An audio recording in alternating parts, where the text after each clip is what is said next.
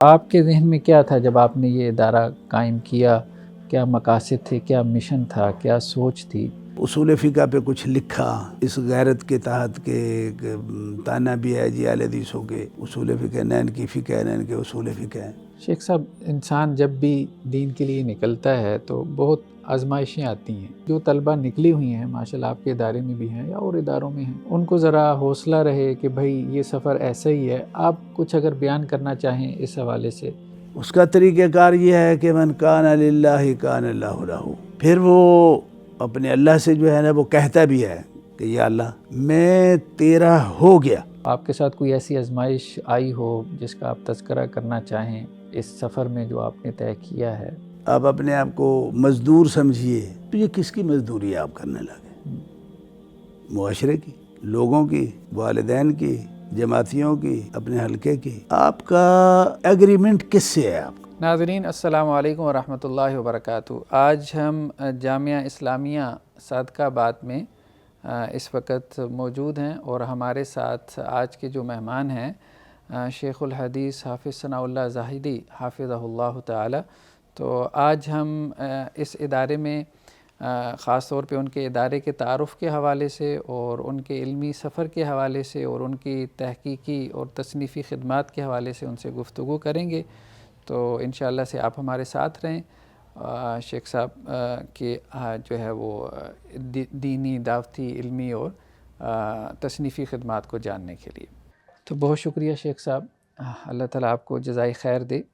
شیخ صاحب، یہ ہمارا بیٹھک کا پروگرام ہے تو اس میں ہم علماء کی خدمت میں حاضر ہوتے ہیں، تو ان کی جو بھی دعوتی، تعلیمی اور تحقیقی تصنیفی خدمات ہیں ان کے بارے میں جاننے کی کوشش کرتے ہیں، ان کی زندگی کے مشن کے بارے میں، اور خاص طور پہ ان کے جو اگر ادارے ہیں تو اس کی کیا تاریخ ہے، ان کے کیا مقاصد تھے، اور پھر یہ ہے کہ جن لوگوں کا علماء سے تعلق ہوتا ہے، ایک ایفیلیشن، ایک محبت ہوتی ہے، تو بعض لوگوں کی خواہش ہوتی ہے کہ ہم ان کی کچھ نجی زندگی کے بارے میں بھی جانیں، مطلب کیسے مطالعہ کرتے ہیں، کتنا مطالعہ کرتے ہیں، یا فیملی بیک گراؤنڈ کیا ہے، دین کی طرف کیسے آنا ہوا۔ تو بس جتنا آپ اس پہ کوئی روشنی ڈالیں گے تو اس سے یہ ہے کہ اور بچوں کو جو دین کی طرف آنا چاہتے ہیں تو رہنمائی ہو جاتی ہے۔ تو پہلے تو بس ہم آپ سے یہ جاننا چاہیں گے کہ آپ ہمیں کچھ اپنا علمی سفر کے بارے میں بتائیں کہ یہ آپ کا علمی سفر کیسے ہوا، ابتدائی تعلیم اور پھر آپ ماشاءاللہ یہاں تک پہنچے۔ بعض اوقات تو یہ ہوتا ہے کہ جی علماء کا گھرانہ ہے، بس ایک رجحان بنا ہوتا ہے، اور بعض اوقات یہ ہوتا ہے کہ گھرانہ جو ہے وہ علماء کا نہیں ہوتا، یعنی لیکن یہ ہے کہ انسان کسی حادثے کی وجہ سے دین کی طرف آ جاتا ہے، تو یہ چیز بھی مطلب جو دوسرے لوگ ہوتے ہیں ان کے لیے بڑا موٹیویشن کا باعث بنتی ہے، ترغیب کا باعث بن جاتی ہے۔ تو اس حوالے سے ہمیں کچھ بتائیں کہ آپ کا اس طرف کیسے رجحان ہوا علم دین کی طرف، اور یہ جو آپ کی تخصصات ہیں ان کی طرف۔ بسم اللہ الرحمن الرحیم، الحمدللہ رب العالمین والصلاة والسلام علی رسول اللہ وعلی آلہ واصحابہ اجمعین وبعد۔ کہ جی سب سے پہلے تو ہر انسان کو یہ بات ذہن میں رکھنی چاہیے کہ جیسے وہ اس دنیا میں اپنی مرضی سے آتا نہیں ہے، وہ اپنی زندگی کا سارا جتنا بھی اس کا کردار اور جتنی اس کا سفر ہوتا ہے وہ نہ اپنی مرضی سے شروع کرتا ہے نہ اس کو اپنی مرضی سے ختم کرتا ہے۔ یہ ما قدر اللہ، اللہ رب العالمین نے ہر ایک کا نصیب جو ہے نا وہ لکھا ہوا ہوتا ہے۔ تو اس میں یہی کہوں گا کہ میں کیا کہوں کہ میں نے کیا کیا، میں کیا تھا، میں یہ میں کو تو میں درمیان میں کسی صورت لا نہیں سکتا ہوں۔ دوسرا یہ کہ اب یہ جو کچھ ہوا ہے اب تک، تو اس کے بارے میں اس کے کیا عوامل تھے، کچھ ایسے عوامل بھی تو ہوں گے، تو اس میں سب سے بڑا جو عامل ہے وہ یہ کہ اللہ کی تقدیر میں ایسے تھا. میرے والد صاحب رحمۃ اللہ علیہ وہ بما اپنے 2 بھائیوں کے، یہ ہمارے خاندان میں سب سے پہلے اہل حدیث ہیں، اور وہ بڑے غیور اہل حدیث تھے، جنہیں اللہ رب العالمین نے ان کو ایک ایمان بھی عطا فرمایا، تو بڑا غیرت مند مومن والا ایمان عطا فرمایا. انہوں نے ہم سب بھائیوں کو، 5 بھائی ہیں ہم، ہر ایک کو پورا موقع فراہم کیا کہ وہ دین کا عالم بن جائے. کچھ بن گئے، کچھ نہ بنے، لیکن ہماری تربیت، ذہن، سوچ کے پیچھے جو کچھ تھا وہ تو وہی تھا. تو والد صاحب رحمۃ اللہ علیہ نے میرا نام بھی مولانا ثناء اللہ مرسری رحمۃ اللہ علیہ کی مناسبت سے رکھا تھا، اور وہ ان کے بہت مداح، بہت محب تھے، ان کے بہت زیادہ محبت ان سے کرتے تھے. اور پھر میں بھی چھوٹا ہی تھا تو وہ مجھے کہا بھی کرتے، یعنی یہ اس عمر کی بات ہے کہ جب مجھے مولانا ثناء اللہ مرسری رحمۃ اللہ علیہ کون ہے مجھے کوئی پتہ نہیں ہے، لیکن میرے کان میں یہ بات بھری کہ بیٹا میں نے آپ کا نام ان کی وجہ سے رکھا، ویسا بننا. چلو دعائیں بھی کرتے. تو یہ جو کچھ بھی بعد میں ہوا، پھر یہ یہیں سے سمجھ لیں کہ یہ ان کا صدقہ جاری، ان کی تربیت ہے، ان کے جذبات ہیں. تو اس حوالے سے میں نے ایک چیز جو زندگی بھر محسوس کی ہے وہ یہ ہے کہ کامیاب طالب علم، عالم بننے کے لیے یہ بھی بہت ضروری ہوتا ہے کہ اس کے پیچھے اس کی اماں اور والد، ان کی دعائیں ہوں، ان کے جذبات ہوں، ان کے، یہ بہت ضروری ہوتا ہے. اور جو والدین اپنے بچوں کو دینی مدارس میں لائے، داخل کروایا، چلے گئے، کوئی دعا نہیں ہے، اور انہوں نے خود اپنے بچوں کے لیے کوئی منزل جو ہے وہ متعین نہیں کی ہوئی، تو ان کے بچے اکثر جو ہے وہ ضائع ہو جاتے ہیں. یہ بڑا ضروری ہے. تو یہ تو ایک میں پیغام دے رہا ہوں والدین کو. اور یہ بہت، یعنی آپ جو جتنے بھی آپ بڑے علماء تاریخ میں دیکھیں گے نا، ان کے پیچھے ان کے والدین کے جذبات اور دعائیں آپ کو ضرور کار فرما نظر آئیں گے. ایک تو بچے کو ایک بچپن سے ہی ایک لائن مل کہ اس نے کرنا کیا ہے. اب میں تفاصیل میں جاؤں تو کتنا ٹائم لگ جائے اب. اور اس بات کو میں نے بعد میں دیکھا ہے میری زندگی میں. بچپن میں ہی جب میں مدارس میں پڑھتا تھا تو چند موقع ایسے آئے تھے کہ اگر وہ والد صاحب رحمۃ اللہ علیہ کے وہ جذبات مجھے یاد نہ ہوتے تو میں یہ لائن چھوڑ چکا ہوتا. وہ شیطان تو نہیں چلنے دیتا ہے نا. تو بڑی خطر، جبکہ میں ابھی چھوٹا تھا، میں قرآن حفظ کر رہا تھا، میری کوئی تربیت یا اتنا بڑے پختہ ایمان کا تو میں تھا نہیں،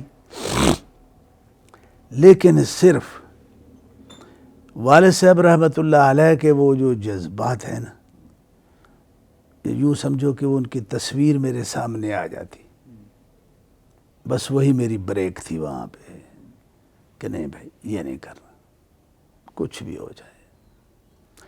تو اس لیے والدین کو چاہیے کہ وہ اس طرح کا تعامل اپنے بچوں کے پیچھے یہ سپورٹ ہے ان کی. اور یہ استاد نے اچھا نہیں پڑھایا جی، مدرسہ اچھا نہیں ہے، مدارس اور اساتذہ کا جو ہے نا وہ قصور نکالتے رہنا، یہ ان لوگوں کا وتیرہ ہوتا ہے جن کو پتہ ہی نہیں ہے کہ یہ کاروبار ہوتا کیسے ہے. تو ایک تو یہ ساری چیزیں ہیں. اب میں مختصر خلاصہ یہ کہوں کہ انا دعوت ابی رحمۃ اللہ علیہ، تو یہی نچوڑ ہے اس کا.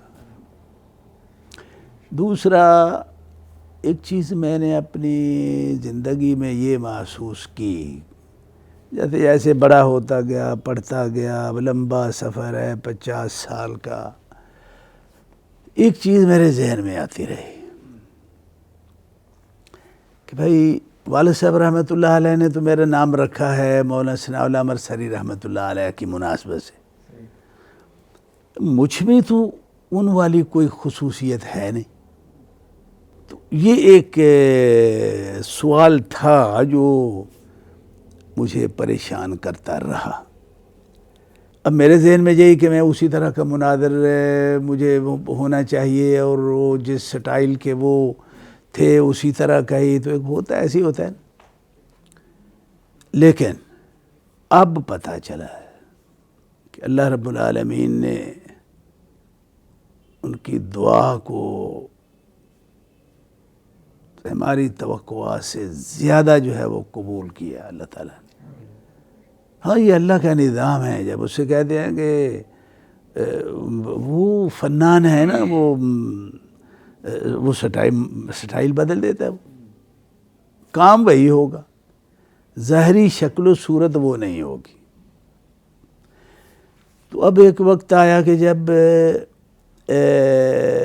مدینہ یونیورسٹی سے انہی دنوں میں ہی، اس سے پہلے بھی چونکہ والد صاحب بڑے پکے اہل حدیث تھے، اور ہماری جو معاشرے کے بدعتی لوگ ہیں بریلویت کے نام پہ یا دیوبندیت کے نام پہ، حنفیت کے نام پہ، تو یہ ایک وہ تو تھا، ایک ہم اہل حدیث تھے، سلفی تھے، وہ بارود تو تھا یہ. تو بہرحال میں اللہ تعالیٰ نے جب فارغ ہوئے مدینہ یونیورسٹی سے پاکستان میں آ گئے، تو پھر اب کرنا کیا چاہیے، یہ تو میں نے وہیں پہ طے کر لیا تھا اللہ کی مدد سے. میں نے نہیں کیا، بندہ کچھ نہیں کرتا. مدینہ یونیورسٹی کا آپ کا دورانیہ کون سا تھا، کون سے سال؟ یہ 1399-98 میں شاید گئے ہیں. تو اب پھر جب آئے پڑھانا شروع کیا، علمی ضروریات بہت ساری تھیں جس کا میں وہیں سے ایک سوچ فکر لے کے آیا تھا. تو میں نے یہ اصول فقہ پہ کچھ لکھا، اس غیرت کے تحت کے ایک تانا بھی ہے جی اہل حدیثوں کے اصول فقہ، نین کی فقہ ہے، نین کے اصول فقہ ہیں.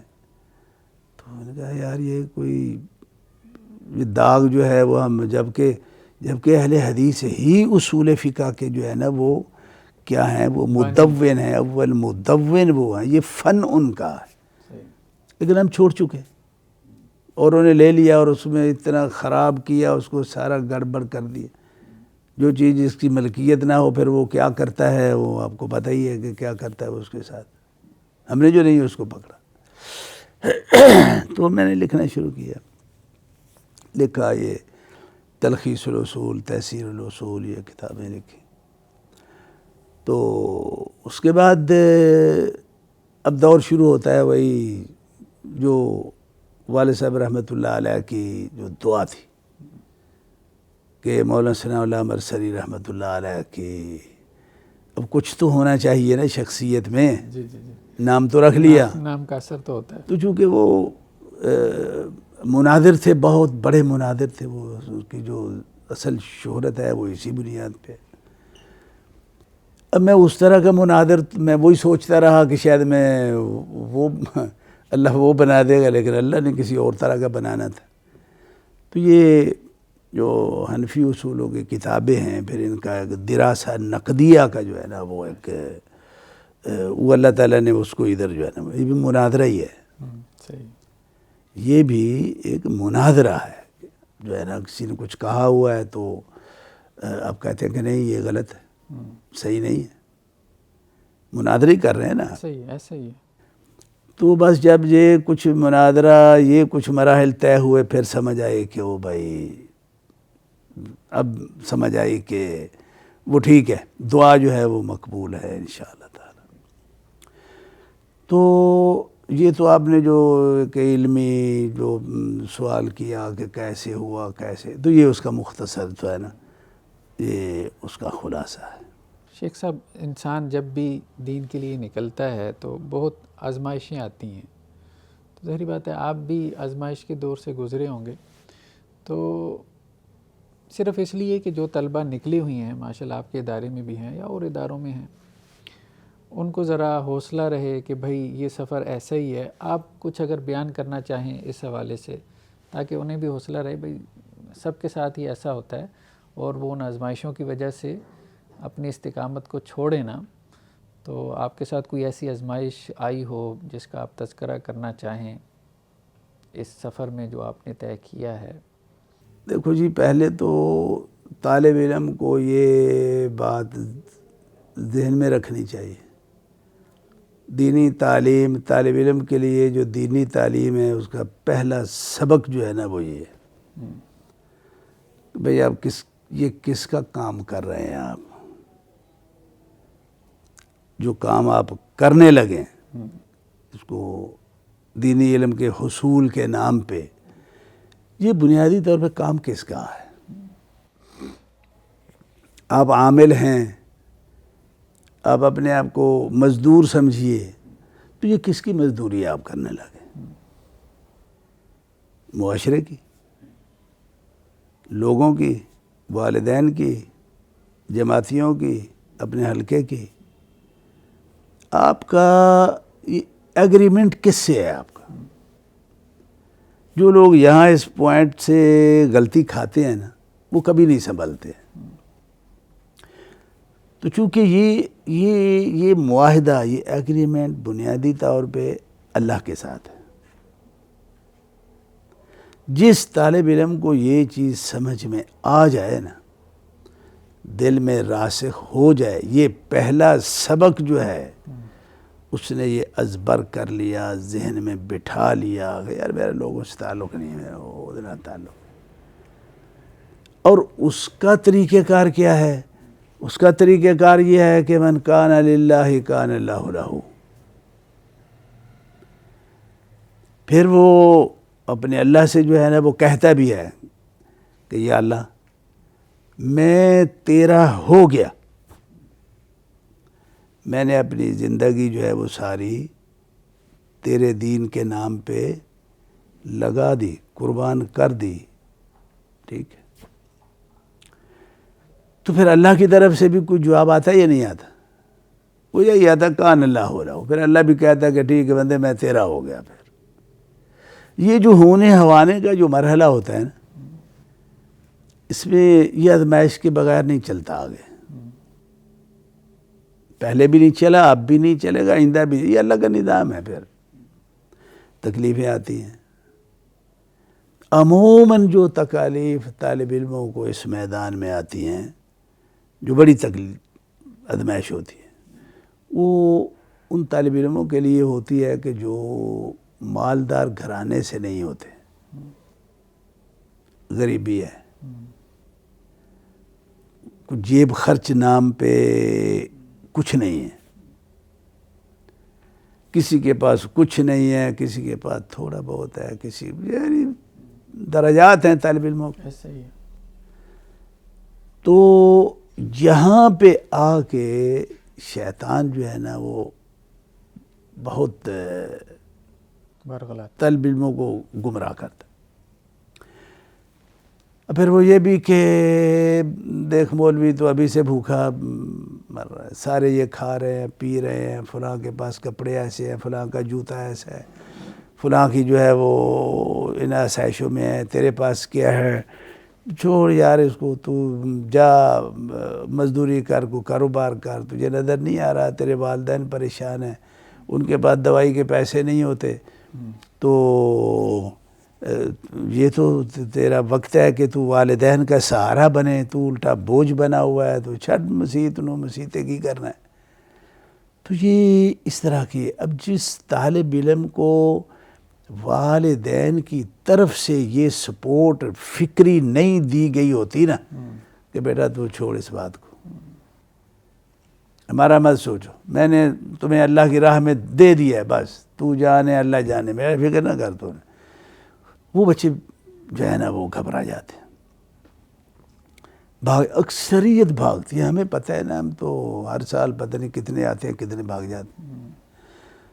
تو یہ پھر بات وہیں آتی ہے کہ طالب علم کو بھی پہلے سمجھنا چاہیے کہ جس راہ پہ میں چلنے لگا ہوں، اس راہ پہ یہ کس کے ساتھ یہ جو ہے نا وہ، اب میں اس میں ایک زندگی کا واقعہ ہے بڑا عجیب و غریب ہوں، میں آپ کو سنا دیتا ہوں کہ جس سے طالب علم کو کتنا سہارا ملتا ہے۔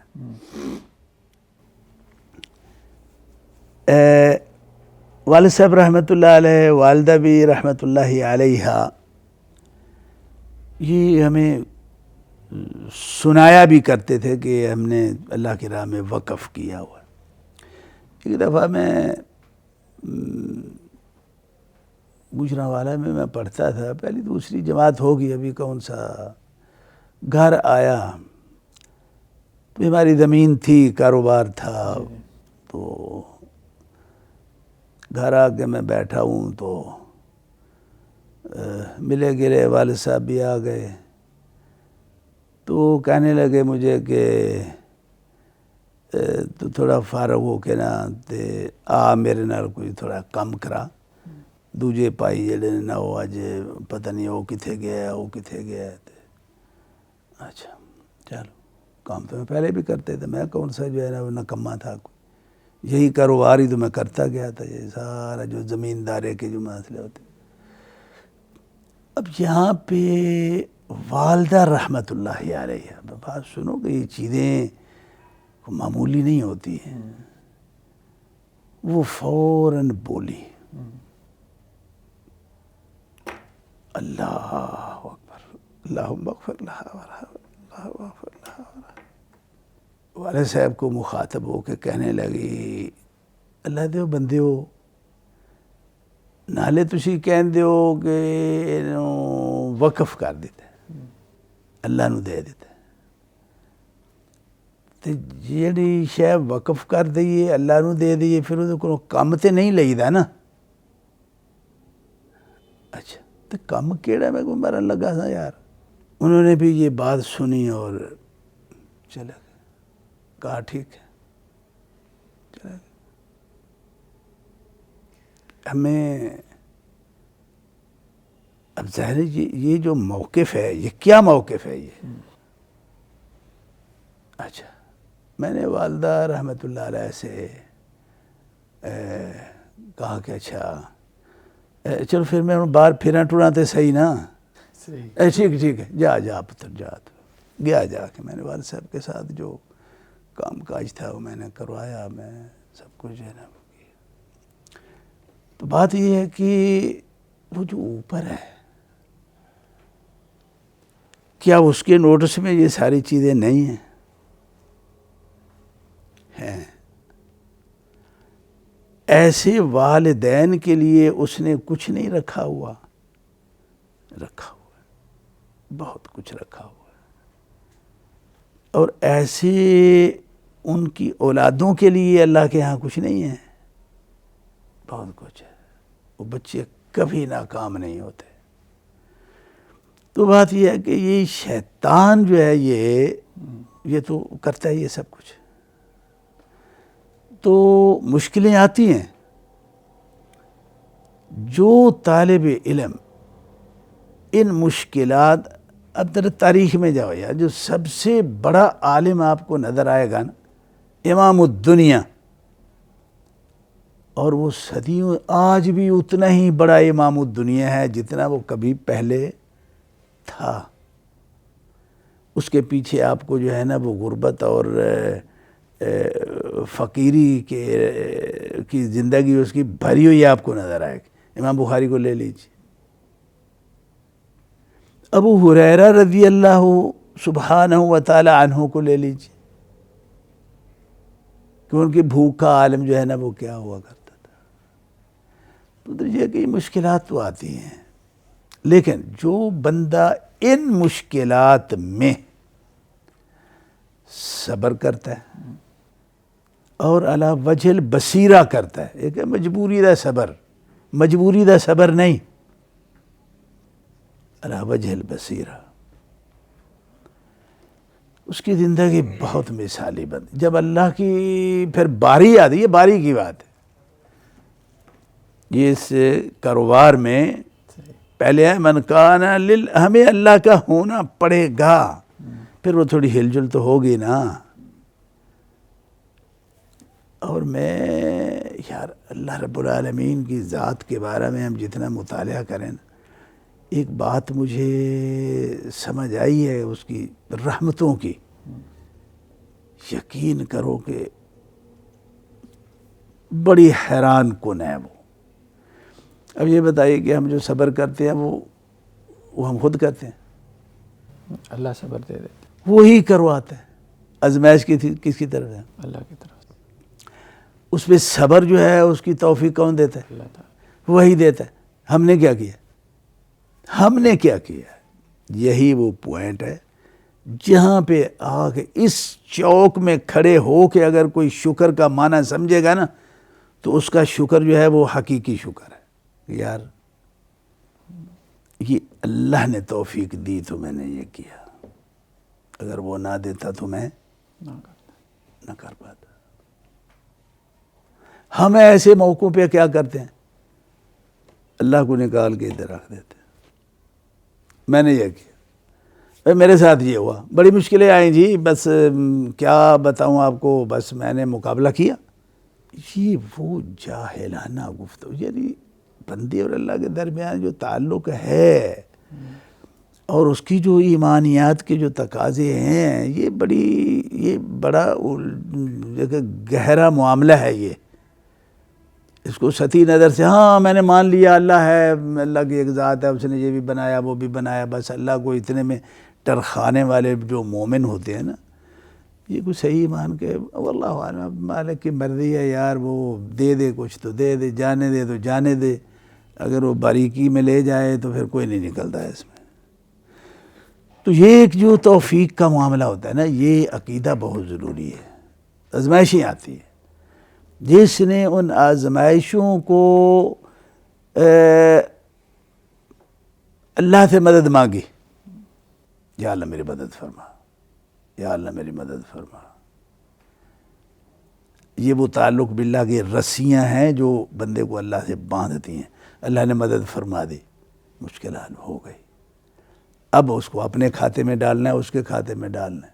یہ بڑے حساس پوائنٹ، بڑے حساس یہ مراحل ہیں تعلق باللہ کے اور بندے اور اللہ کے درمیان، جہاں مومن جو ہے نا اپنے اللہ کی دی ہوئی بصیرت سے یہ موقع کبھی ضائع نہیں کرتا۔ وہ یہ نہیں کہتا کہ ہاں میں نے یہ کر، یہ میں جو ہے نا، یہ میں تو ساری مصیبت تو میں کی ہے۔ تو اب آزمائشیں تو بڑی آتی ہیں، آئیں مجھے بھی آئیں، لیکن اب میں کیا بتاؤں آپ کو، مصیبتیں بتاؤں؟ بھائی وہ مصیبت کیا مصیبت ہوئی جو کسی حکیم کی وجہ سے آئی، اور وہ حکیم نے ہی اپنی حکمت سے اس کو ختم کر دیا۔ اب اس آزمائش کو، مصیبت کو کیا اس کو مشکل کہیں؟ اس کو نہیں، وہ ظاہری مشکلات ہیں، اور یہ ایک فلسفہ ہے بھائی بہت بڑا، یہ بات ذہن میں رکھیں۔ عمر بن الخطاب رضی اللہ سبحانہ و تعالی عنہ وہ عموماً کہا کرتے تھے، دن چڑھتا نا وہ کہتے، نقل ہے ان سے، لا ابالی، آج کے دن مجھے کوئی پرواہ نہیں ہے، مجھے مصیبت آتی ہے یا مجھے سکھ آتا ہے، دکھ آتا ہے یا سکھ آتا ہے، مجھے کوئی پرواہ نہیں. اچھا یہ بات کرنے والا بات کر رہا ہے, کر دی اس نے. یار سکھ تو سارے ہی کہتے ہیں کہ آئیں, یہ کہتے ہیں جی دکھ ہے تو بھی وہ میرے لیے سب برابر ہے, سب ٹھیک ہے, آنے دو, جو بھی آئے گا آئے گا. یہ کیا بات, یہ کیا فلسفہ ہے؟ فلسفہ ہے, یہی وہ فلسفہ ہے. کسی کو سمجھ آ گیا تو اس کا ایمان کھرا ہے, وہ کامیاب ہے. نہیں سمجھ آیا, ناکام ہو گیا, فیل ہو گیا. اب پوچھنے والوں نے پوچھا کہ امیر المومنین یہ کیا بات ہوئی, یہ ہماری تو سمجھ سے باہر ہے. انہوں نے کہا یار اس میں سمجھ والی کیا بات ہے, باہر ہونے والی کیا بات ہے؟ اگر کوئی مصیبت آئے گی تو وہ کہاں سے آئے گی؟ اللہ کی مشیت, اللہ کا ارادہ, اس کی مرضی کے دروازے سے گزرے بغیر آئے گی یا وہاں سے گزر کے ہی آئے گی؟ وہ گزرنے دے گا تو آئے گی. ہاں جی وہ تو پکی بات ہے. نے کہا کہ یار وما ربک بظلام للعبید, اگر اس کی مرضی سے, اس کی مشیت سے, اس کے ارادے کے دروازے سے نکل کے اس نے آنا ہے تو پھر ایک تو وہ ظالم نہیں ہے, دوسرا وہ حکیم ہے. وہ کیا ہے؟ حکیم. وہ کوئی فائدہ ہوگا تو آنے دے گا نا. ایسے ہی تو چل پھر ٹھیک ہے, جو آؤں دے آؤں دیو, دکھ آوے تبھی ٹھیک ہے, سکھ آوے ٹھیک ہے. یہ کیا تربیت ہے؟ یہ کیا نقطہ ہے ایمان کا؟ تو بات یہ ہے کہ یہ دکھ آیا, یہ وہ حال شروع جو ہے نا وہ کر دی. تو بہرحال میں اس بات کو یہی چلو ختم کر لیں, لمبی ہو جائیں گی, پھر آپ کا انٹرویو بہت جو ہے نا وہ شام تک چلتا رہے گا. تو مشکلات تو آتی ہیں, تو ان میں جو ہے نا بالکل یہ سمجھ گیا کہ بھائی میں اپنے اللہ کا مزدور, میں نے اس سے اجر لینا ہے, میرا اللہ, میں اللہ کا ہو گیا ہوں بس. اب اس نے میرے ساتھ کیا کرنا ہے وہ جانے, میں نے وہ کرنا ہے جو مجھے کرنا چاہیے. تو چل ٹھیک ہے کر, وہ بھی ٹھیک کرے گا انشاءاللہ تعالی. اچھا شیخ صاحب یہ بتائیے گا, ماشاءاللہ ہم جس ادارے میں بیٹھے ہیں اس کی جو تاریخ ہے, ماشاءاللہ سے آپ نے اس کو قائم کیا, آپ کے ذہن میں کوئی مشن ہوگا, یا انسان دیکھتا ہے کہ یہ کام ہو رہا ہے, یہ کام ہو رہا ہے, اس دین کے میدان میں کام نہیں ہو رہا ہے یا کم ہو رہا ہے, یا مجھے اس کو فوکس کرنا چاہیے. تو آپ کے ذہن میں کیا تھا جب آپ نے یہ ادارہ قائم کیا؟ کیا مقاصد تھے, کیا مشن تھا, کیا سوچ تھی, اور کس طرح سے آپ محنت کرنا چاہ رہے تھے یا دین کی خدمت کرنا چاہ رہے تھے؟ دیکھو جی, یہ جو ادارہ ہے ادھر, اس کے پیچھے ایک ہسٹری ہے, تاریخ ہے اس کے پیچھے. اصل میں میری جو پیدائش کا علاقہ ہے وہ یہی ہے. اچھا. یہاں ساتھ ایک گاؤں ہے, صحیح. اور ہماری اکثر برادری جو ہے نا ادھر ایک جو گاؤں ہیں, اس میں یہ باجوے, چیمے, بڑیچ, یہ 3 برادریاں جو ہیں نا آپس میں ایک رشتہ داریاں ہیں ہماری. اچھا. تو والد صاحب رحمۃ اللہ علیہ جب اہل حدیث ہوئے تو یہیں پہ, تو برادری میں بہت گڑبڑ ہوئی, لڑائیاں ہوئیں, جھگڑے ہوئے, بائیکاٹ ہوئے. پھر یعنی وہ ظاہر ہے کہ جب ایمان دل میں اترتا ہے نا تو وہ مکی زندگی والے جو مناظر ہیں پھر وہ ابھرتے ہیں. یقینی بات ہے. کئی سال تک یہ مسئلہ چلتا رہا. تو ایک مرحلہ ایسا آیا کہ جب دیکھا کہ یہ لوگ تو بہت دشمنی میں آگے جا رہے ہیں, برادری ختم ہو رہی ہے, رشتہ داریاں, تو چلو یہاں سے جو ہے نا وہ کہیں اور جگہ چلتے ہیں. تو پھر والد صاحب رحمۃ اللہ علیہ ان 3 بھائیوں نے ضلع لیہ میں وہاں جو ہے نا وہ زمینیں خریدی. اچھا.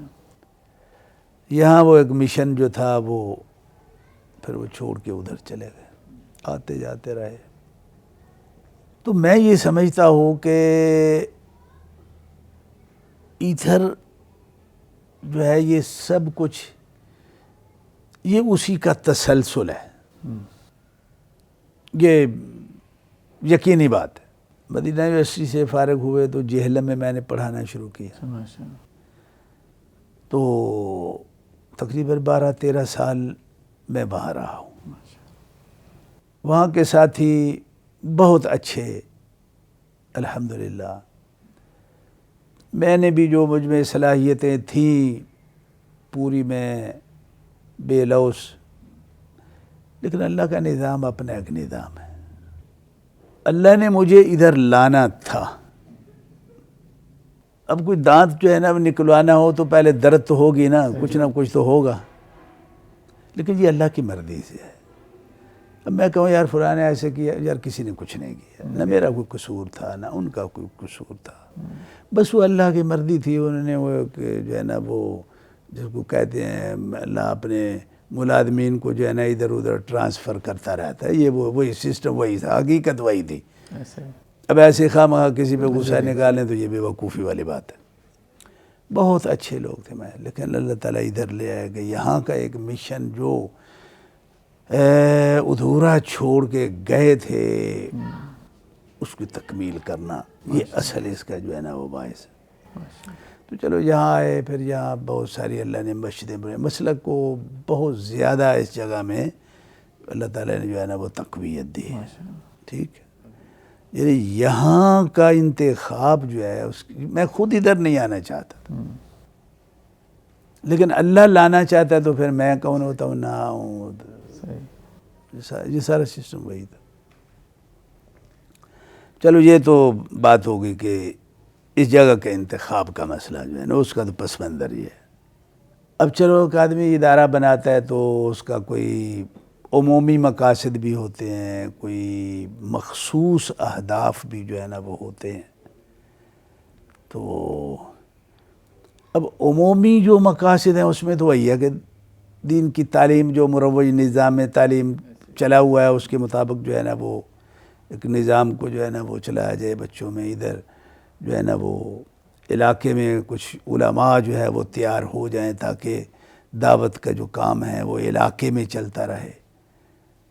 تو ایک تو یہ تھا. اس کے علاوہ جو ایک خصوصی جو مشن ہے وہ یہ ہے کہ ہم نے اس ادارے کی جو بنیاد ہے،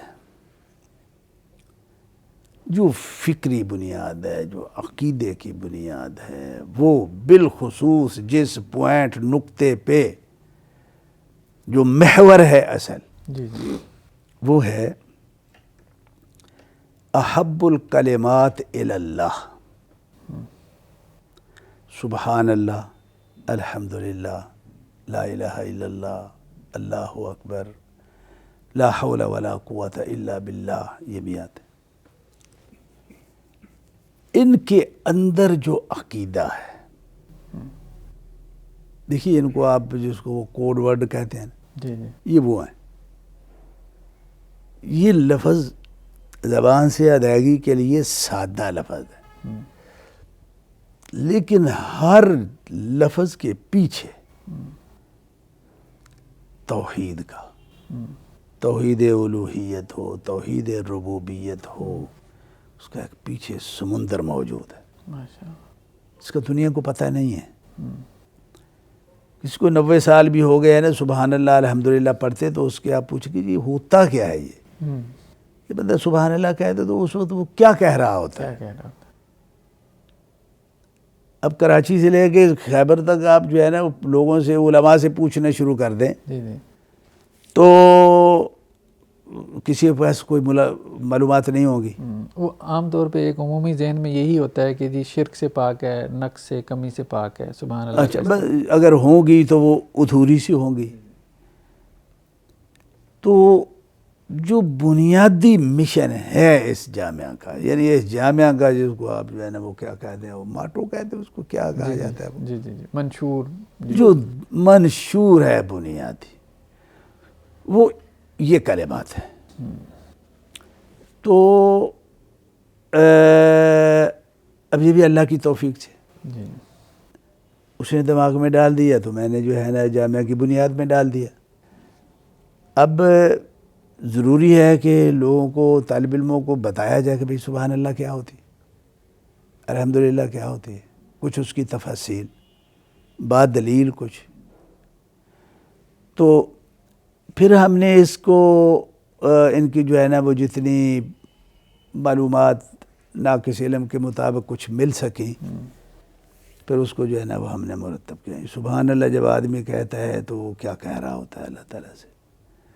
تو آیات قرآنیہ سے، کچھ احادیث سے، کچھ 6 7 8 معانی جو ہے نا وہ لکھ دی الحمدللہ کے بجائے،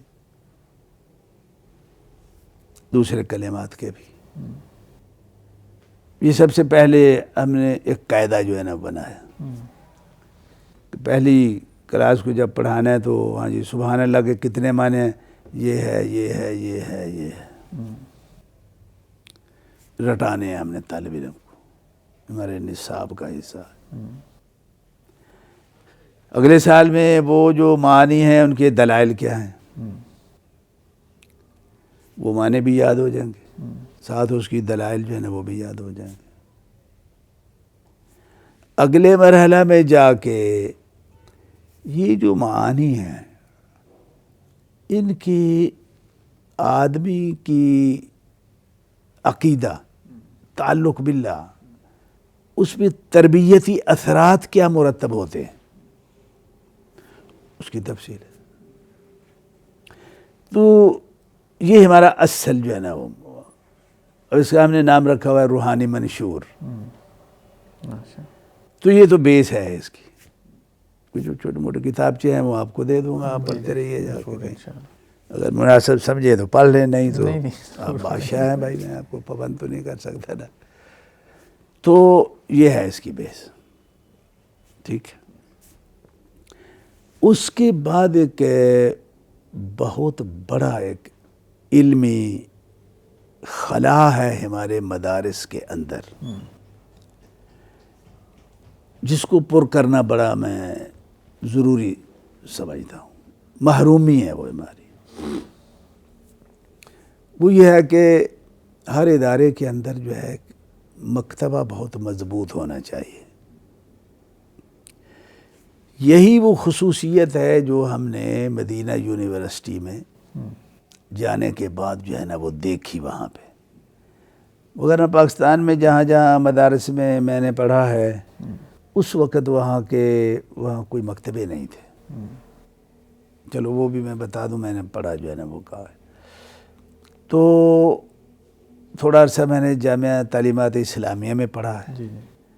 وہاں ہمارے مشائخ تھے مولانا فاروق راشدی حافظہ اللہ، جو ابھی گجرانوالہ جامعہ اسلامیہ میں شیخ الحدیث. مولانا عبدالعزیز علوی صاحب حافظہ اللہ، جو ابھی شیخ الحدیث ہیں جامعہ سلفیہ میں. اس کے بعد جامعہ اسلامیہ گجرانوالہ میں ہی میں نے باقی جو تعلیم ہے اس کو مکمل کیا. وہاں ہمارے مشائخ تھے مولانا ابو البرکات رحمۃ اللہ علیہ، مولانا محمد اعظم رحمۃ اللہ علیہ، حافظ محمد الیاس اثری حفظہ اللہ، وہ حیات ہے. تو یہ ہمارے جو ہے نا وہ مشائخ تھے. اس وقت جامعہ اسلامیہ کا جو مکتبہ تھا درسیات کے علاوہ، وہ ایک الماری بھی نہیں تھی بنتی. جب وہاں پہنچے تو مصادر ہر فن میں، علم میں ان کی بہتات اور ان کا دنیا ہی ایک نئی. اور وہ تو بہرحال ایک وہیں سے ایک جذبہ یہ دل میں کہ بھائی میں ٹھیک ہے پاکستان میں مدینے کا شرف تو منتقل نہیں کر سکتا، وہ تو میرے بس کی بات نہیں. لیکن جامعہ اسلامیہ میں جو یہ علمی وسائل ہیں ان کو منتقل کرنا تو ممکن ہے. یہ میں ضرور کروں گا. تو پھر اس پہ میں نے بہت کام کیا. جامعہ علوم اثریہ میں رہتے ہوئے بھی ہم نے بڑا وسیع مکتبہ بنایا. اب یہاں یہ بھی آپ جو ہے نا وہ دیکھ رہے ہیں. ٹھیک. پھر اس میں میرا یہ ایک یعنی جو میں نے کمی جو محسوس کی وہ یہ ہے کہ ہمارے ہاں جو ان کم وسائل علمی تعلیمی کے باوجود جو بچے ہیں، جو طالب علم ہیں، جو مشائخ مدرسین ہیں، یہ جس طرح پہ محنت کرتے کرواتے ہیں، یہ بذات خود بہت بڑی ایک بات ہے. لیکن اگر یہ وسائل ہوں اور یہ سب کچھ کیا جائے تو اس کے نتائج بہت بڑے ہیں. صحیح ہے. تو بہرحال یہ اس پہ میں وہاں تھا تو وہاں بھی یہ میں نے کیا سب کچھ. طالب علموں میں شعور بھی دیا، وہاں بھی کچھ کتابیں ہم نے مرتب کی، کیونکہ یہ پڑھنے والے طالب علم کے لیے حوصلہ افزائی ہوتی ہے. اس کے لیے ایک استاد جو ہے وہ لائن دے رہا ہے اس کو کہ بیٹا تو نے اس لائن پہ چلنا ہے. اب سبق پڑھا پڑھایا گھر گئے، نہ طالب علم کا پتہ نہ استاد کا پتہ، یہ اس سے طالب علم کو لائن نہیں ملتی ہے، وہ کتاب کا ہی ہو کے رہ جاتا ہے بیچارہ. تو اس پہ تو میں نے بہت محنت کی ہے، وہاں بھی کی ہے، یہاں بھی میں نے کی ہے. لیکن دینی مدارس کی تاریخ میں ایک مرحلہ ایسا آیا ہے جس نے یہ ساری محنتیں گول مول کر کے تو سائڈ پہ رکھ دی. اس پہ میں تنبیہ بڑی ضروری سمجھتا ہوں. دیکھو جس زمانے میں ہم پڑھتے تھے نا مدارس میں، اور کم مائگی کے باوجود بھی ہم پڑھتے، اور اس میں برکت بہت تھی. طالب علم بھی عموماً جو فارغ ہوتے نا وہ کافی کچھ بن جاتے تھے. کوئی اچھا خطیب بن گیا، کوئی اچھا مدرس بن گیا، کوئی اچھا جو ہے وہ امام بن گیا. تو ایک برکت تھی. یہ نہیں ہے کہ اب طالب علم فارغ ہو رہے ہیں لیکن وہ جاتے کہاں ہیں؟ صحیح ہے. کہاں جاتے ہیں وہ؟ یہ المیہ اس وقت نہیں تھا. اس المیہ کی بنیاد جو ہے نا اس وقت پڑ گئی جب یہ وفاق جو ہے نا وہ بنے. جو بہت بڑی حقیقت ہے، اس کو ذہن میں رکھیے ذرا. اب ظاہری طور پہ تو ایک بڑا اچھا پہلو نکل آیا جی. وہ دیکھو جی جو مدارس کے طالب علم ہیں ان کو کہیں گورنمنٹ میں جاب نہیں ملتی ہے، یہ وہ نہیں کر سکتے. تو چلو اس کے ذریعے جو ہے یہ وفاق کی سند ایم اے کے برابر ہو گئی ہے، وہاں سے سیدھا آگے جاؤ، پی ایچ ڈی کرو اور یونیورسٹیوں میں جاؤ، ادھر ادھر جاؤ. یہ ظاہری طور پہ خواب تو بہت اچھا تھا، اس میں تو کوئی شک کی بات نہیں. ضرورت بھی ہے، اس کا بھی کوئی انکار نہیں ہے. نقصان کیا ہوا؟ اس نقصان کو پہ توجہ دینے کی ضرورت ہے. نقصان یہ ہوا کہ بہت تیزی کے ساتھ جو والدین اپنے بچوں کو مدارس میں بھیجتے تھے اور جو طالب علم مدارس میں آتے تھے، للہیت اٹھتی گئی. طالب علم بھی پڑھ رہا ہے کہ میں یہ کر کے میں وفاق کے جو ہے نا وہ امتحانات دے کے پھر آگے میں نے یعنی وہ دنیا سوار ہو گئی ان کے دماغ پہ. وہ جو پہلے کبھی ہوتا تھا نا کہ میں بہت بڑا عالم بن جاؤں، بہت بڑا خطیب بن جاؤں، بہت بڑا محدث بن جاؤں، اور اس وقت اپنے زمانے کے یا اس سے پہلے کے جو محدثین، اساتذہ، مشائخ جو ایک نمونہ ہوا کرتے تھے وہ نمونہ غائب ہو گیا. اب نمونہ بن گیا ڈاکٹر صاحب، یہ نمونہ جو ہے. تو یہ دین کا علم بنیادی طور پہ یہ کاروباری علم نہیں ہے. یہ بات ذہن میں رکھیے آپ. جب بھی آپ اس کو دنیاوی مقاصد کے لیے استعمال کریں گے تو بڑی سخت وعید آئی ہوئی ہے اس پہ اللہ کے رسول صلی اللہ علیہ وسلم کی طرف سے کہ یہ علم جو ہے ہی یبتغی بہ وجہ اللہ. اب اس کو اگر کوئی اس سے علاوہ مقاصد کے لیے اس کو حاصل کرتا ہے، اب یہ تو اس سے علم کی جو ہے نا وہ حقیقت ہے. جب آپ اس کو جو ہے نا وہ لے گئے دوسری طرف تو وہ برکت کدھر گئی؟ ایک تو یہاں ان مدارس میں یہ ایک مسئلہ بنا.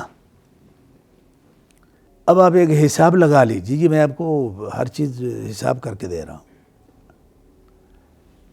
پچھلے 30 سال کے دوران کتنے مدارس نئے بنے؟ 30 سالوں میں کتنے مدارس نئے بنے؟ کتنے طلبہ فارغ ہوئے؟ ابھرے کتنے؟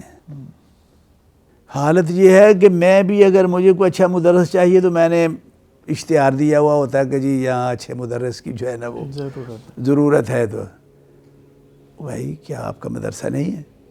آپ کا ادارہ نہیں ہے؟ کم از کم آپ اپنے ادارے کو اپنی ہی پیداوار سے، اچھے مدرسین کی پیداوار سے خود کفیل نہیں آپ کر سکیں، تو پھر کیا کیا ہے آپ نے؟ صرف مدرسے کا قصور نہیں ہے. قصور کہاں جائے گا؟ قصور جائے گا پیچھے.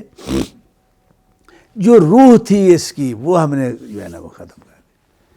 اب حال یہ ہے کہ اشتہار دیا جائے جی یہ ادارہ وفاق کے ہاں رجسٹرڈ ہے، اور آگے جو ہے وہ اس کی یہ سند ملے گی، اس سند کے بعد پھر آگے ملازمت کے وسیع جو ہے وہ مواقع موجود ہیں. یار یہ سب کچھ کیا کر دیا آپ لوگ؟ یہ علم اس لیے تو نہیں تھا. تو نتیجہ یہ کہ ہم نے جو ہے نا وہ ملازم تو بہت پیدا کر لی. دیکھیں اچھے والراسخون فی العلم. اور ابھی آپ اپنی جماعت میں دیکھیں جو صف اول کے جو مشائخ اس وقت موجود ہیں نا، وہ سارے اسی زمانے کے پڑے ہوئے ہیں جس زمانے میں یہ لالچ نہیں تھا. کتنے ہیں گنو؟ یہ انگلیاں بہت زیادہ ہیں ان سے. پھر ایک المیہ جو ہے نا تعلیم کا وہ پیدا ہوا مدینہ یونیورسٹی کے اندر یا سعودی جامعات کے اندر، جس نے بہت نقصان کیا. وہ یہ کہ کبھی معیار تھا کہ کوئی اچھا پڑھا ہوا، دین پڑھا ہوا طالب علم، کچھ مشائخ اس کا تزکیہ کریں کہ یہ بڑا اچھا اس کی پوزیشن ہے، اس کو اگر مدینہ یونیورسٹی میں داخلہ مل جائے تو یہ اچھا عالم بن جائے گا. اب کیا ہے، اب مدینہ یونیورسٹی اور دوسری جامعات کیا کر رہی ہیں؟ وہ سارا گھما کے انہوں نے بھی جو ہے نا وہ جو دنیا کا، پوری دنیا کا ایک نظام ہے اس کے ساتھ اٹیچ کر دیا. ہاں جی جو اب داخلہ کس بنیاد پہ ہوتا ہے؟ ایف اے اور بی اے کی بنیاد پہ داخلہ ہو رہا ہے. اب اکثریت طالب علموں کی وہاں وہ جا رہی ہے جس نے ایف اے اور بی اے کیا ہوا ہے، اور ایف اے اور بی اے جنہوں نے کیا ہوا ہے ان کی یہاں دینی صلاحیت کیا ہے؟ کچھ بھی نہیں ہے. وہ ایسے ہی بدھو وہاں گئے، ناربی سلیقے سے آئی، تو وہاں پڑھ کے وہ کیا آئیں گے؟ وہاں پہ وہ اچھا راسخ فی العلم بن کے آنے کا جو خواب ہے وہ کدھر جائے گا؟ اور یہی وجہ ہے کہ آپ پچھلے 20 سال میں لگا لیجئے، حساب لگا لیجئے، مدینہ یونیورسٹی کے جو متخرجین وہاں سے وہ کدھر ہیں؟ سینکڑوں وہاں سے ہر سال میرا خیال ہے کہ 100-200 تو فارغ ہوتا ہوگا وہاں سے. وہ کدھر گئے؟ ابھرے کتنے ہیں یار؟ ابھرے تو وہی ہیں جو اس سے پہلے کے ہیں، اور اب وہ سارے بوڑھے ہو چکے ہیں. آج گئے یا کل گئے، جانا تو ہے ہی ہے. ایسے ہی یہ جو 20-25 سال کے درمیان جو متخرجین وہاں سے آئے ہیں وہ کہاں، وہ کدھر رہتے ہیں؟ وہ کیا کرتے ہیں؟ کوئی بہت بڑا مفتی بن کے ابھرا ہو، بہت بڑا محدث بن کے ابھرا ہو، بہت بڑا جو ہے وہ تلاش کیجئے. یہ علمی ہے. پھر ایک اور چیز جس سے دیکھو ہم تو کوشش کر سکتے ہیں ڈاکٹر جو ہے نا وہ مریض کو دوائیاں دے کے بیچارہ اپنے علم کے مطابق جو ہے نا وہ بچارے، لیکن اگر اس کا مرنا اس کے نصیب میں لکھا ہوا ہے تو ڈاکٹر کچھ نہیں کر سکتا۔ اب میں جو مرضی کر لوں، مکتبے بنا لوں، یہ کر لوں، وسائل علمی اکٹھے کر لوں، لیکن جب مرض ایسے ہیں کہ جو کھائے جا رہے ہیں تو کیا اس کا علاج جو ہے نا وہ کیا ہوگا؟ اب ایک اور چیز جس سے میں بہت پریشان ہوا ہوں، کئی طالب علم یہاں آئے، چلو تخصص میں انہوں نے پڑھا بھی، جہاں رہے 1-2 سال، ان کو ایک بہت اچھی جو ہے ان کی پوزیشن کر کے ہم نے بھیج دیا، وہ کدھر گئے؟ وہ بھی ضائع۔ اچھا کیوں ضائع ہوئے؟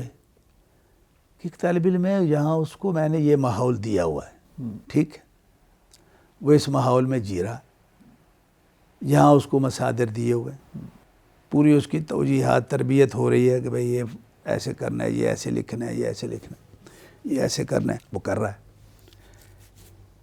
اچھا وہ ایک عالم بن کے علوم میں یہاں سے وہ چلا گیا، اب اس کا آگے پاکستان کے اندر اس کا مصرف ہی کوئی نہیں ہے، یہ کیا کرے گا بیچارہ؟ نہ تو یہ علمی وسائل کہیں ملیں گے اس کو، ٹھیک ہے، یہ مچھلی جس پانی میں زندہ رہنے کی عادی ہو چکی ہے وہ تو اس کو ملے گی نہیں، کہیں وہ کیا کرے گا بیچارہ؟ پھر اس کو جا کے کسی نہ کسی ادارے میں جو ہے وہ مدرس ہی لگنا ہے۔ ان اداروں کے اندر یہ ذوق شوق نہیں ہے، یہ ذوق شوق نہیں ہے، یہ وسائل نہیں ہیں، وہ کیا انقلاب لائے گا، وہ کیا کردار ہے جو وہ نبھا سکے گا؟ وہ پھر وہی کا بیچارہ، چلو ٹھیک ہے۔ تو یہ چیزیں ہیں بھائی جس کی وجہ سے میں تو بہت پریشان ہوتا ہوں، کیونکہ میں کسی احساس میں جی رہا ہوں، میں کسی مشن کے لیے جی رہا ہوں، یا مجھے وہ احساس جو ہے وہ ڈوبتا اور مشن جو ہے نا وہ ٹوٹتا نظر آتا ہے تو میں نے پریشان تو ہونا ہے، یا تو میں یہ بھی کروں کہ چل ٹھیک ہے یار چلو تم ادھر کو جدھر کی ہوا ہو۔ وہ میں نے آج تک کیا نہیں، نہ میں نے کرنا ہے، ٹھیک ہے۔ تو یہ تو ایک تعلیمی جو ہے نا وہ سسٹم ہے جس کا۔ اب ایک اور چیز ہے کہ یہ جتنے علوم ہیں اس کو ہم جو پڑھتے ہیں، جو نصاب ہے ہمارا، چلو چھوڑو جی یہ ملازمتوں کے چکر میں پڑھ کے کو پڑھے یا نہ پڑھے یہ اس کے اپنے اختیار کی بات ہے، اگر سہولت ہے تو سہولت میں کیا حرج ہے، کوئی حرج نہیں ہے، لیکن جو ہم نصاب دے رہے ہیں وہ نصاب تعلیم طالب علم کو بناتا کیا ہے؟ یہ بہت بڑی جو ہے وہ المیہ ہے، توجہ طلب یہ بات ہے، کیونکہ ہم اہل حدیث ہیں، ٹھیک ہے۔ اہل حدیث ہونے کا مطلب یہ ہے کہ ہم مقلد نہیں ہیں، اور ہم کہتے بھی ہیں بالکل، اور ہماری جو ہے نا وہ اسی لفظ پہ جنگ بھی چلتی ہے، مقلد اور غیر مقلد، صحیح ایسے ہی۔ اچھا میرا سوال یہ ہے کہ 2 طبقے ہیں، ایک ہے مقلد، ایک ہے غیر مقلد،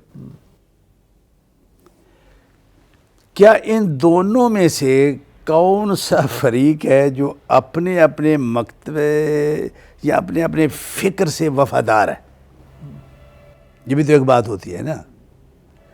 اب جس فکر کے دائی ہیں کہ آپ اس فکر کے وفادار ہیں؟ اگر دائی تو ہیں، نام تو لیتے ہیں، شور تو مچاتے ہیں، رولا رپا بڑا ڈالتے ہیں، وفادار نہیں، پھر کیا ہوگا؟ صحیح، یہ سمجھنے والی بات۔ جو مقلد ہے وہ تو اپنے فکر سے وفادار ہے، بڑا پکا وفادار، ٹھیک۔ اس کا فکر کیا ہے؟ کہتے جی میں مثلا فقہ حنفی سے میں وابستہ ہوں، جو وہ کہے گی میں تو وہی کہوں گا، کروں گا. وہ کرتا ہے یا نہیں کرتا؟ صحیح ہے. او بھائی اس میں یہ غلط یار، وہ کہتا ہے یار یہ میرا مسئلہ نہیں ہے، یہ میری پرابلم نہیں ہے، یہ میری ٹینشن نہیں ہے، یہ غلط ہے، یہ صحیح ہے. میری ٹینشن یہ ہے کہ میں نے اس کو ایسے ہی ماننا ہے، بس بات ختم، میں نے مان لی. وہ وفادار ہو گیا.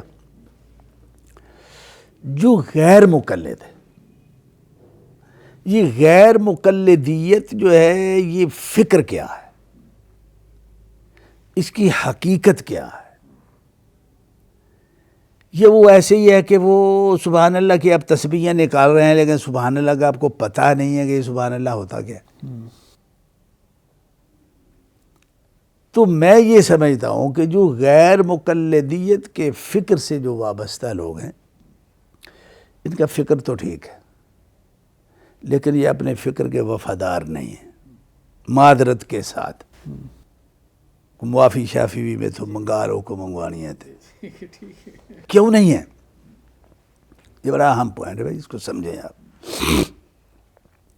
غیر مقلد ہونے کا مطلب یہ ہے کہ آپ غیر مقلد عالم ہیں یا غیر مقلد جاہل ہیں. آپ جاہل ہے تو اس کا کھاتا اور ہے، چلیے اس پہ نہیں بحث کرتے. اگر آپ غیر مقلد عالم ہیں تو پھر آپ کو پتہ ہے کہ غیر مقلد ہونے کی وجہ سے جس طرح کا عالم آپ کو ہونا چاہیے آپ اس طرح کے ہیں. بات سمجھ میں آ رہی؟ مجتہد ہونا چاہیے آسان الفاظ میں. صحیح ہے. یہ پتہ تو ہونا چاہیے نا کہ غیر مقلد عالم کیسا ہوتا ہے، اس کی علمی صلاحیتیں کیا ہوتی ہیں، وہ کہاں ایک غیر مقلدیت کے جواز کا نشان لگا ہوا ہے علمی طور پہ کہ جہاں تک پہنچنا ضروری ہے. اگر آپ وہاں تک پہنچے بھی نہیں اور کہتے رہیں کہ میں غیر مقلد تو یہ وفاداری ہے؟ کوئی وفاداری نہیں ہے. غیر مقلد ہونے کا مطلب یہ ہے کہ آپ علم حدیث میں بالکل علم حدیث کو محدثانہ طریقے پہ آپ جانتے ہو. ٹھیک، آپ کو لغت عربی، کتاب و سنت لغت عربی میں ہے، اگر آپ کی لغت ہی نہیں ہے، آپ کی عربیت ہی جو ہے وہ ٹوٹی پھوٹی کسی نہ کام کی ہے، دو جملے سیدھے آپ نہیں پڑھ سکتے، اعراب اس کا صحیح نہیں کر سکتے، تو اس کو سمجھیں گے آپ کیسے اور کہیں جی میں غیر مقلد ہوتا ہوں. بخاری آپ نے جو ہے نا وہ پڑھ لی، لیکن بخاری کی صحیح عبارت تو آپ کو پڑھنا آئی نہیں. اگر 50 طالب علموں کی کلاس ہے تو اس میں 5 کی جو ہے نا وہ عبارت کچھ گزارا کرتی ہوگی، باقی 45 کی عبارت ہی جو ہے نا وہ اور ہے کیا بننے جا رہے ہیں غیر مقلد. دوسرے سارے علوم ہیں اسی طرح. تو غیر مقلد ہونے کے لیے جتنے بھی وہ علوم ہیں جو علوم شریعت کے خادم ہیں، ان میں پھر ایک امتیاز پیدا کرنا، امتیازی حیثیت پیدا کرنا، کمال کو پہنچنا، یہ بہت ضروری ہے. آیا ہمارا جو نصاب ہے مدارس کا یہ طالب علم کو وہاں تک پہنچاتا ہے؟ نہیں پہنچاتا. نہیں پہنچاتا. تو میاں یعنی میں بات جو کر رہا ہوں وہ یہ ہے کہ غیر مقلد تو اپنے فکر کے ساتھ کیا ہوا؟ وفادار. کیونکہ اس کا تو فکر ہی ایسا کہ تینوں ہلن جلن دی لوڑ نہیں ہے، چپ کر کے بیٹھ جا، جیسے بزرگوں نے فرمایا ویسے کرتا جا. اس کی فکر جو ہے وہ محنت طلب فکر نہیں ہے. اس کی فکر جو ہے وہ اس سے کسی اجتہاد کوشش محنت کی متقاضی نہیں، بالکل نہیں ہے. کیونکہ اس پہ جو ہے وہ قدغن لگا دے یار پہلے نے جو کر دیا وہ کر دیا، بس اسی پہ رہ تو. لیکن غیر مقلد کی جو فکر ہے وہ تو اس کو ساری زندگی جو ہے وہ علمی میدان میں بھگا بھکا کے مارنے کا تقاضا کرتی. تو ہم تو نہیں، وہ کچھ بھی نہیں کر رہے ہیں. ہمارا نصاب اس کے جو ہے نا وہ اس کو سپورٹ نہیں کرتا، اور وہ لنگڑا لولا نصاب جو ہم پڑھا کے پھر آگے ہم جو ہے نا وہ ملازمتیں لینے کے لیے جو ہے نا وہ اس چکر میں پڑ جاتے ہیں، کاروبار میں پڑ جاتے ہیں، تو کیا وفاداری ہے؟ ہم اہل حدیث ہوتے ہیں، ہم اہل حدیث ہوتے ہیں، اہل حدیث اہل حدیث اہل حدیث، وہ یار نعرہ تو گل نہیں بن دی۔ اہل حدیث تو کسی اجتہادی منہج کا نام ہے، صحیح بات ہے، بالکل صحیح۔ اور اس منہج کی کوئی اصول ہیں، ضوابط ہیں، قواعد ہیں،